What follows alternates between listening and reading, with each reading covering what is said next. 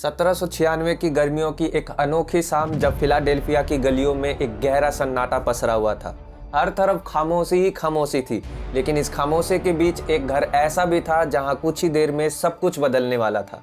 ये घर था अमेरिका के फर्स्ट प्रेसिडेंट जॉर्ज वॉशिंगटन का। इसी घर के कोने में खिड़की के पास खड़ी थी 22 साल की एक लड़की ओना जज। ओना जो बचपन से ही गुलामी की जंजीरों में जकड़ी हुई थी, उसने उस रात गुलामी की जाल को तोड़कर आजादी की ओर भागने का साहस किया। सोचिए, प्रेसिडेंट हाउस से भागने की हिम्मत, ये कोई आम बात नहीं थी। पर सोचने वाली बात यह है कि अमेरिका की आजादी के सबसे बड़े हीरो कहे जाने वाले जॉर्ज वॉशिंगटन अपने ही घर में किसी की आजादी को छीनने पर आखिर क्यों इतने आमादा थे। ओना का जन्म साल 1773 के आसपास वर्जीनिया स्टेट के माउंट वर्नन मैंसन के एक लेबर कंपार्टमेंट में हुआ, जो जॉर्ज वॉशिंगटन की ही एक प्रॉपर्टी थी। ओना की मां बेटी एक अफ्रीकी गुलाम थी और उनके पिता एंड्रयू जज एक व्हाइट इंग्लिश टेलर थे, जो वॉशिंगटन के यहाँ इंडेंचर्ड सर्वेंट के रूप में काम कर रहे थे। अब यहाँ इंडेंचर्ड सर्विट्यूड एक अलग सिस्टम था, जिसमें बॉन्डेड पर्सन को सर्वेंट के तौर पर आने वाले कुछ वर्षों तक काम करने के लिए मजबूर किया जाता था।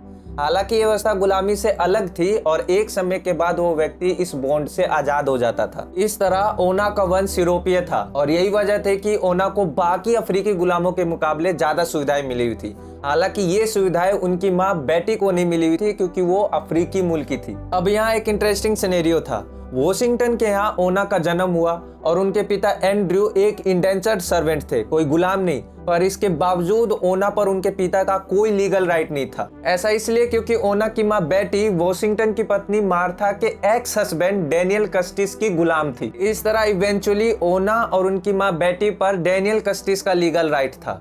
पर क्योंकि डेनियल का निधन बिना किसी वसीयत के हुआ, इस वजह से उनकी विधवा मार्था कस्टिस को उनकी संपत्ति का 1/3 हिस्सा मिला, जिसे डाउन शेयर कहा जाता है। यही डाउन शेयर यानी संपत्ति का 1/3 हिस्सा गुलामों के रूप में भी मार्था को मिली, जिसमें शामिल थी बेटी।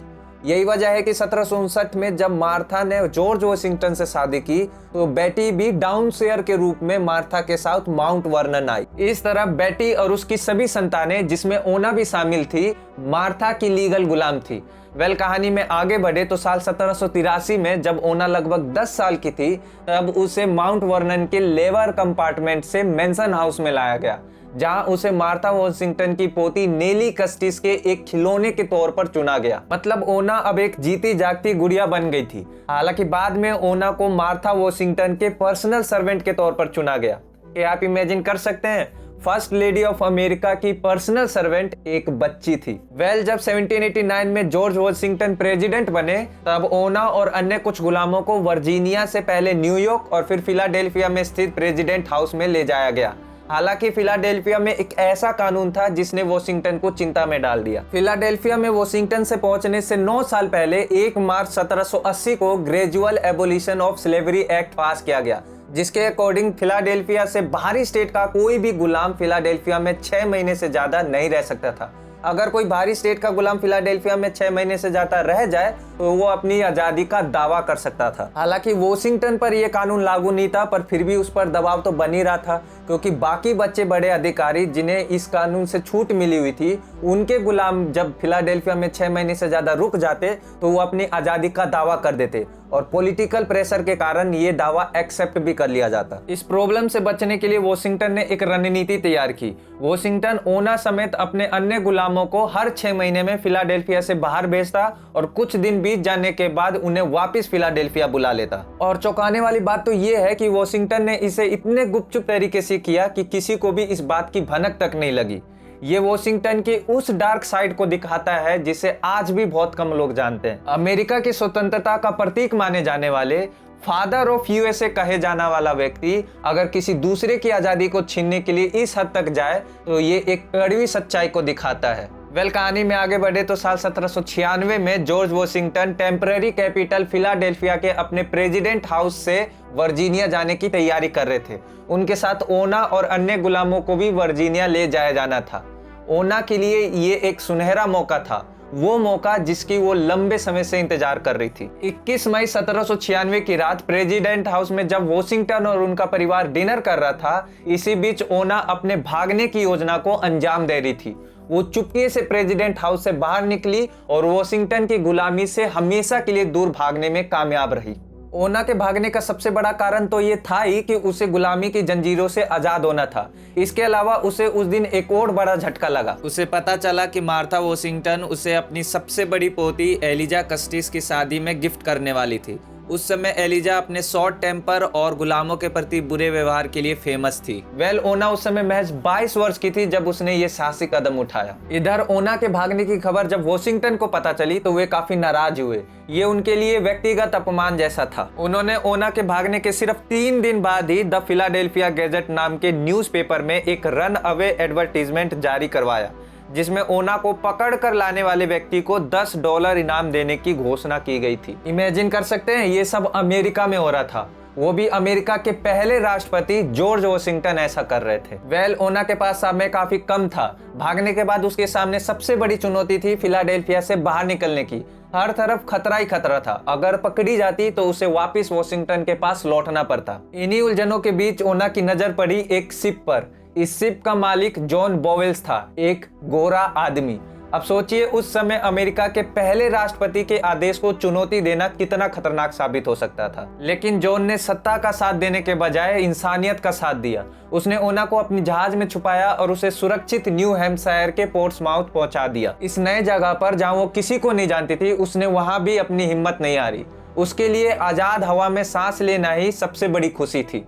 लेकिन ओना का लक इतना भी अच्छा नहीं था। न्यू हैम्पशायर पहुंचने के कुछ ही महीनों बाद एक दिन उसे सड़क पर मार्था की पोती नेली की एक दोस्त ने पहचान लिया और जल्दी ये खबर जॉर्ज वॉशिंगटन तक भी पहुंच गई। जिसके बाद वॉशिंगटन ने पोर्ट्समाउथ के कस्टम कलेक्टर जोसेफ बोवेल्स को ओना को वापस लाने की जिम्मेदारी सौंपी। जोसेफ ने ओना को खोज निकाला और उसे समझाने की पूरी कोशिश की कि वो वापस वॉशिंगटन के पास लौट आए। लेकिन ओना ने जोसेफ को ये साफ जवाब दिया कि वो तभी लौटेगी जब वॉशिंगटन उससे वादा करे कि उनकी मृत्यु के बाद उसे आजाद कर दिया जाएगा, वरना वो गुलामी में लौटने की बजाय मरना पसंद करेगी। एक बात जो ध्यान देने वाली थी कि वॉशिंगटन के पास ओना को वापस लाने का एक कानूनी रास्ता था। साल 1793 का फ्यूजिटिव स्लेव एक्ट, जिसे वॉशिंगटन ने खुद पारित किया था, इसके तहत एक गुलाम को राज्य की सीमा से बाहर जाने के बाद उसे पकड़कर वापस लाया जा सकता था, फोर्सफुली भी। लेकिन उन्होंने अदालत का सहारा नहीं लिया क्योंकि वॉशिंगटन को यह अंदाजा था कि अगर वो ऐसा करेंगे तो मामला सार्वजनिक रिकॉर्ड का हिस्सा बन जाएगा। इससे उनका ये मामला उजागर हो जाता और ऐसा वो बिल्कुल नहीं चाहते थे। इधर ओना की मुलाकात होती है एक फ्री अफ्रीकन नाविक जैक स्टेन से, जिसके बाद दोनों के बीच धीरे धीरे नजदीकियां बढ़ी और जनवरी 1797 में दोनों ने शादी भी कर ली। इधर मार्च 1797 में वॉशिंगटन का प्रेसिडेंसी टर्म कंप्लीट होता है और वे दोबारा प्रेसिडेंट नहीं बन सकते थे, जिसके कारण उन्होंने 2 साल बाद 1799 में अपने भतीजे बर्नवेल बेसेट जूनियर को एक पत्र लिखकर ओना को वापस लाने का रिक्वेस्ट किया। जब बेसेट ओना से मिलता है उस समय ओना ऑलरेडी एक बच्चे की मां बन चुकी थी। बेसेट ने ओना को वापस लौटने को कहा, लेकिन ओना ने एक बार फिर बेसेट को साफ मना कर दिया। जिसके बाद बेसेट ने ओना को किडनैप करने की भी प्लानिंग की, लेकिन ओना को इस बात का पता चल गया और वो छुपने में कामयाब रही। जिसके बाद बेसेट वापस वर्जीनिया लौट गया बिना ओना को साथ लिए। ये वॉशिंगटन द्वारा किया गया आखिरी प्रयास था, क्योंकि इस प्रयास के सिर्फ 3 महीने बाद ही दिसंबर 1799 में वॉशिंगटन की मृत्यु हो जाती है। जिसके बाद उनके परिवार ने फिर कभी ओना को वापस लाने का प्रयास नहीं किया। अब ओना पूरी तरह से आजाद थी, उसे अब किसी का डर नहीं था। आजादी मिलने के बाद ओना ने पढ़ना लिखना भी सीखा, साथ ही ईसाई धर्म को भी अपनाया और आखिरकार साल 1848 में ओना की मृत्यु एक आजाद व्यक्ति के रूप में हुई, ना कि गुलामी में। मिलते हैं अगले वीडियो में।